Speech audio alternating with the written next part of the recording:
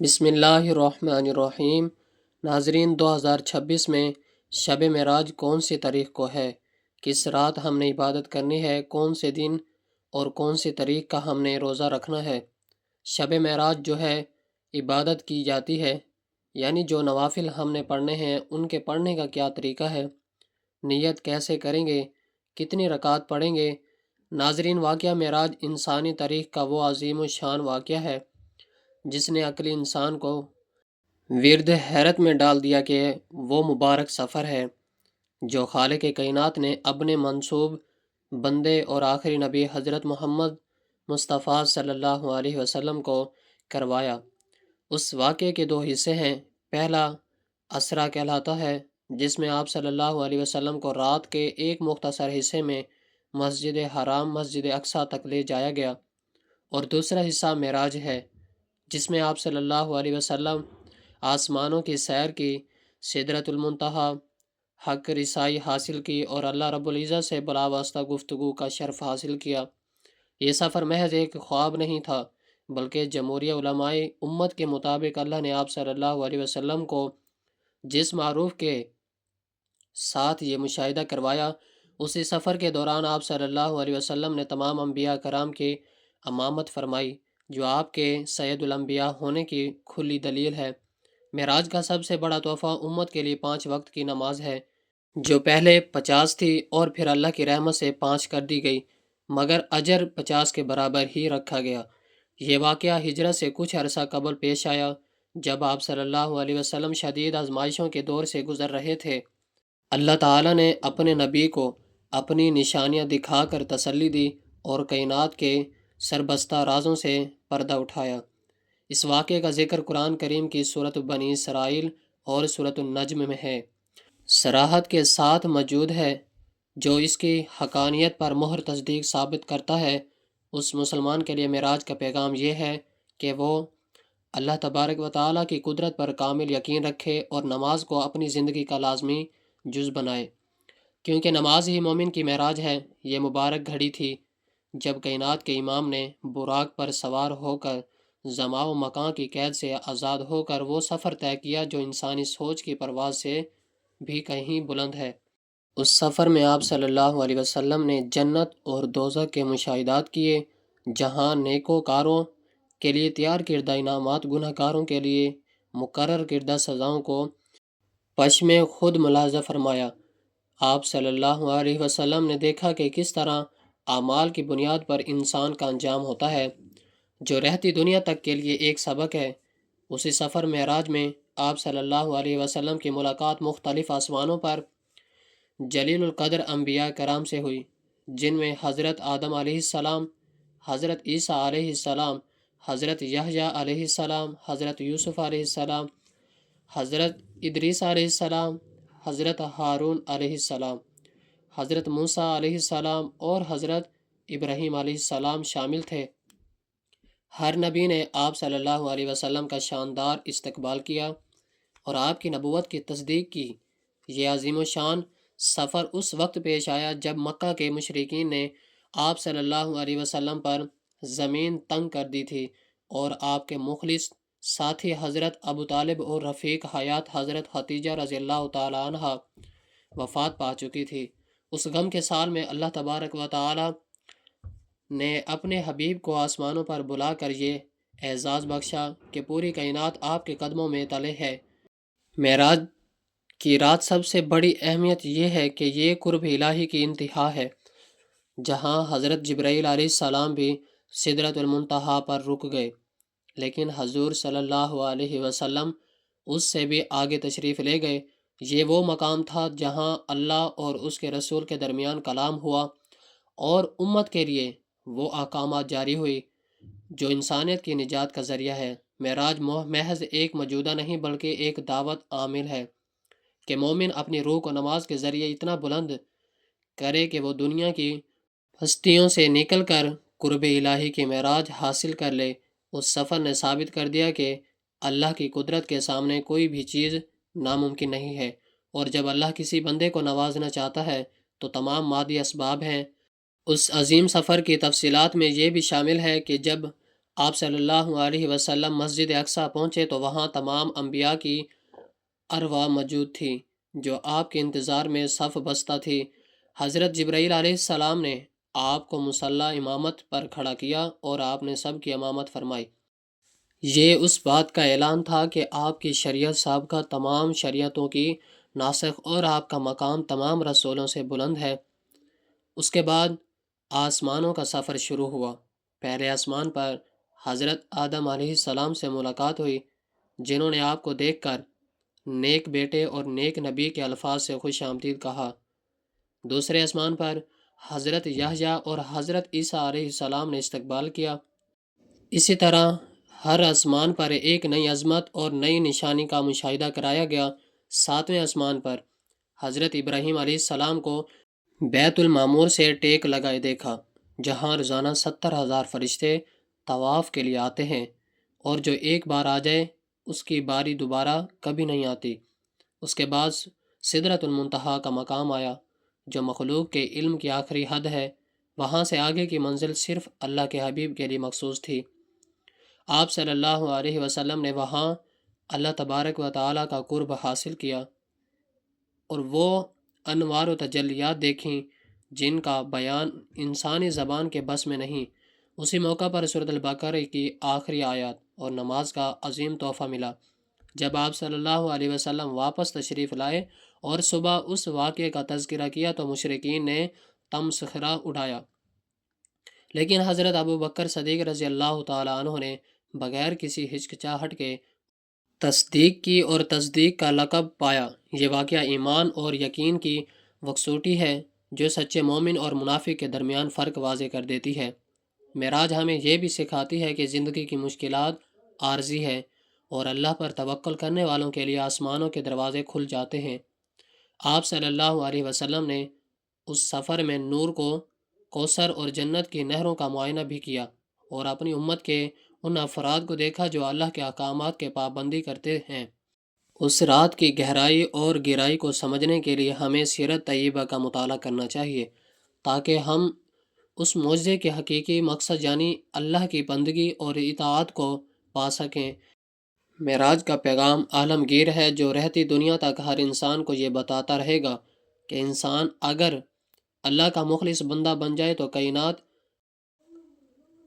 کی کوئی بھی قوت اس کی راہ میں حائل نہیں ہو سکتی۔ اللہ تبارک و تعالی نے اپنے محبوب کو وہ کچھ دکھایا جس کا تصور بھی ممکن نہ تھا۔ یہ سفر معراج ایک ایسی روشن قندیل ہے جو طریق راہوں میں بھٹکتی ہوئی انسانیت کو نور ہدایت فراہم کرتی ہے۔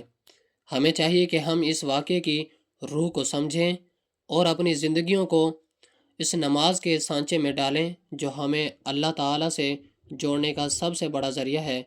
یہ سفر مبارک میں آپ صلی اللہ علیہ وسلم نے جب بیت المقدس میں انبیاء کی امامت فرمائی تو یہ اس بات کا عملی ثبوت تھا کہ آپ تمام انبیاء کے سردار اور تمام زمانوں کے لیے ہادی و رہنما بنا کر بھیجے گئے ہیں۔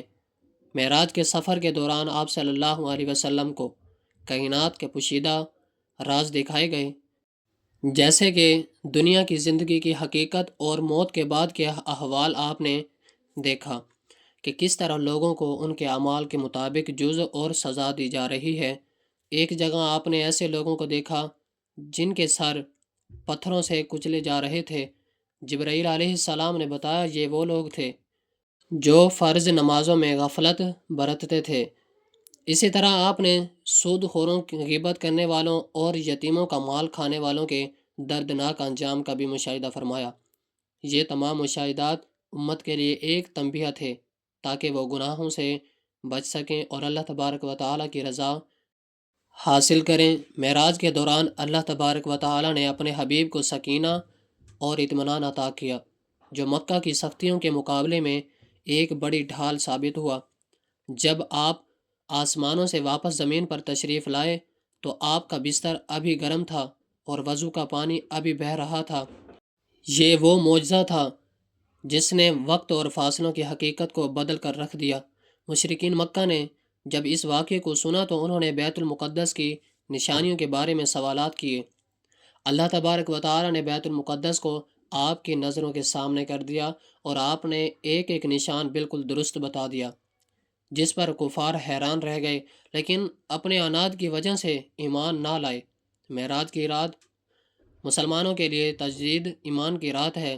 یہ یاد دلاتی ہے کہ ہمارا تعلق ایک ایسے رب سے ہے جو تمام کائناتوں کا مالک ہے، اور ایک ایسے نبی سے ہے جن کی بہت عرش الہی تک ہے۔ اس رات کی مناسبت سے ہمیں اپنے اندر وہ جذبہ پیدا کرنا چاہیے جو صحابہ کرام میں تھا، کہ انہوں نے ہر معجزے کو اللہ تعالیٰ کی نشانی جانا اور اپنی زندگیاں اس کے تابع کر دی۔ آج کے دور میں جہاں انسان مادی ترقی میں گم ہو کر روحانیت کو بھول چکا ہے، معراج کا واقعہ ہمیں دوبارہ اس حقیقت کی طرف بلاتا ہے کہ اصل کامیابی اللہ تبارک و تعالیٰ کے حضور حاضری اور یہ بندگی میں ہے۔ معراج کا ایک اہم پہلو یہ بھی ہے، سی اعتبار سے بھی انسانیت کو کائنات کے وسعتوں پر غور کرنے کی دعوت دیتا ہے کہ کس طرح زمان و مکان کی قید سے آزاد ہوا جا سکتا ہے۔ حضور صلی اللہ علیہ وسلم کا یہ سفر رہتی دنیا تک علم و حکمت کا سرچشمہ رہے گا۔ ہمیں اس واقعے سے یہ سبق ملتا ہے کہ جب بندہ اپنے آپ کو اللہ تعالیٰ کے سپرد کر دیتا ہے تو اللہ تعالیٰ اسے اپنی خاص رحمتوں سے نوازتا ہے۔ لیکن رجب کی 27 تاریخ کے حوالے سے مروجہ عبادت کے شرعی حیثیت درج ذیل ہیں۔ تاریخ طور پر واقع معراج کی حتمی تاریخ اور مہینے کے تعین میں اہل علم کے ہاں اختلاف پایا جاتا ہے، اس لیے اسے یقینی طور پر 27 رجب قرار دینا اور اسے عید کی طرح منانا سنت سے ثابت نہیں ہے۔ یہاں تک اس رات کے مخصوص 12 رکعت نماز کا تعلق ہے تو قرآن و حدیث میں اس رات کے لیے کوئی خاص نماز یا مخصوص طریقہ منسوب نہیں ہے۔ البتہ نماز تہجد جو کہ رات کے آخری حصے میں پڑھی جاتی ہے، وہ فرض کے بعد سب سے افضل نماز ہے، جسے آپ کسی بھی رات بشمول اس رات کے ادا کر سکتے ہیں، لیکن اسے شب معراج کی مخصوص سنت یا واجب سمجھنا درست نہیں۔ اسی طرح 27 رجب کے روزے کے حوالے سے جو فضائل بیان کیے جاتے ہیں، اس کا ثواب 60 مہینوں یا کئی سالوں کے برابر ہے۔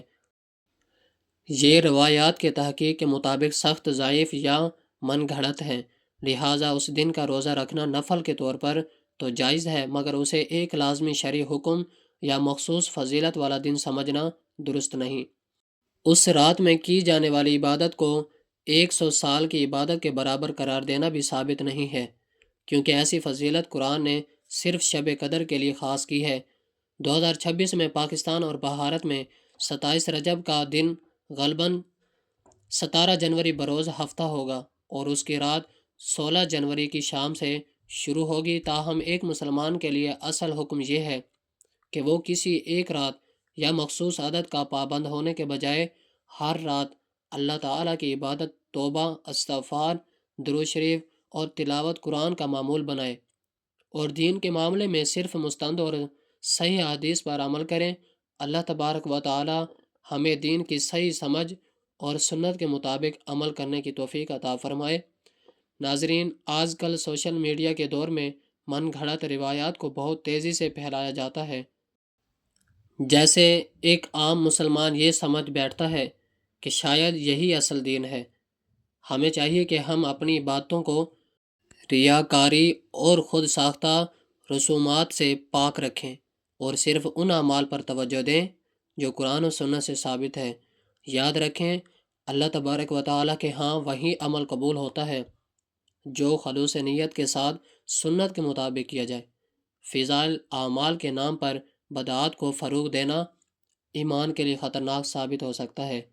اس لیے اپنی نمازوں کی فکر کریں اور اپنے اخلاق کو سنواریں اور سنت نبی صلی اللہ علیہ وسلم کو اپنی زندگی کا اوڑھنا بچھونا بنائیں، تاکہ ہم بروز قیامت اللہ تبارک و تعالی اور اس کے رسول صلی اللہ علیہ وسلم کے سامنے سرخرو ہو سکیں۔ اصل بندگی یہ نہیں ہم اپنی مرضی کی تاریخ مقرر کریں، بلکہ اصل بندگی یہ ہے کہ ہم ہر لمحہ اللہ کی یاد میں گزاریں اور ان سنتوں کو زندہ کریں جن کا ذکر احادیث صحیح میں موجود ہے۔ معراج اصل سبق نماز کی پابندی اور رب کی عظمت کا احساس ہے، نہ کہ صرف ایک رات کا جشن۔ ہمیں چاہیے کہ ہم اپنی زندگیوں کا محاسبہ کریں اور اس کام سے بچیں جس کی بنیاد دلیل بنی بلکہ سنی سنائی باتوں پر ہے۔ اللہ تبارک و تعالی ہمیں حق سمجھنے اور اس پر ثابت قدم رہنے کی توفیق عطا فرمائے۔ ناظرین، کمنٹ باکس میں اللہ تعالیٰ کے 99 ناموں میں سے کوئی ایک نام ضرور ٹائپ کریں۔ ویڈیو اچھی لگی ہو تو ویڈیو کو لائک کریں، شیئر کریں، چینل کو سبسکرائب کریں۔ اگلی ویڈیو تک کے لیے اجازت۔ اللہ حافظ۔